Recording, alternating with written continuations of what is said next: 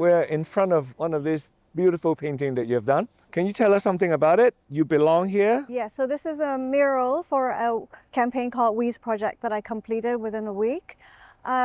This project is really about youth mental health, and its backstory is that it's actually a suicide prevention campaign.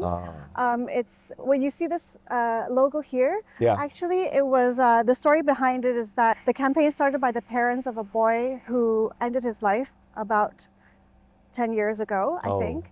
And I think back in those days, this mental health conversation isn't as prevalent. You know, we didn't really talk about it that much.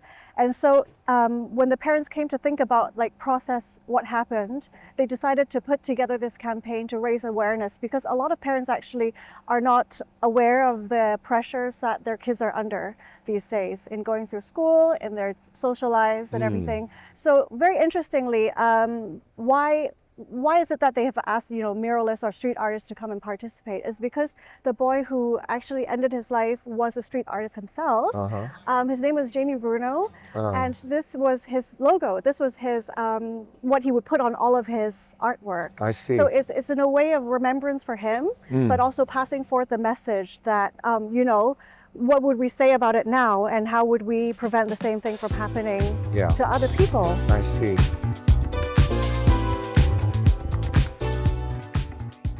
I do see why people get depressed in Hong Kong, because we live in this big building complex. Correct. I mean, even though you can see nature, but you can't really access it. Yeah, 100%, I agree. Our bodies have so much wisdom that we don't know, we haven't tapped into. Exactly. I think we should get out more. And Perfect.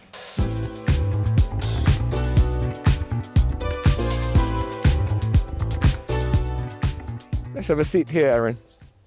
Have a talk about how do you make people have this mechanism and try and be better with their mental health?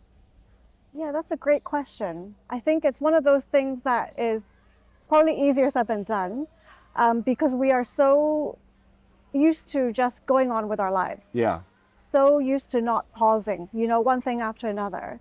But I think it's the invitation to pause, because when you're going to create something, you have to stop. Yeah. You have to stop, and you have to think, and you have to feel something in your body.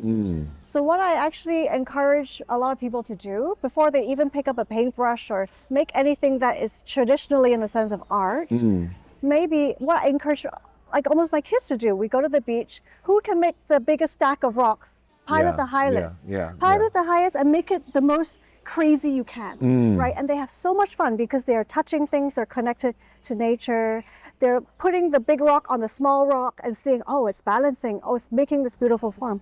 But actually, they're making art. But we're tricking their brain into it, right? Right. But this is the act of connecting to yourself and to each other and to nature. And we always walk away and they always say, oh, I've had so much fun. I can't believe we don't do that more. It's because something has been fulfilled inside. And so I think often we think of art as something that we make and we put it in a frame and we put it in our house. But actually, it's going to sound profound, but actually when we make art, it's actually inside of us. Yeah, exactly. Actually, I think when you look at a piece of art done by a child, you can actually see what that child is feeling. Correct. If he's happy, if he's in trouble, if he's disturbed, I think it's often shown on a piece of art. Correct, isn't it? Because usually they're not thinking about what it looks like in the end. Yeah. And so the adult comes along, they say, what's this? And they can't tell you, but they have processed everything in the art. And that's actually what has been So you can enjoyable. diagnose people with art that they create. Correct, yes. Very useful. That's very useful too. Lovely to have this chat with you today, Erin. I mean, I learned a lot about how art can make people feel better, and I think people should just take a first step. Yes. If they're in trouble, take a first step, go out and reach for help. That's right. Yeah. Thank you, William. Thank you so much, Erin. Thank you so much for the interview.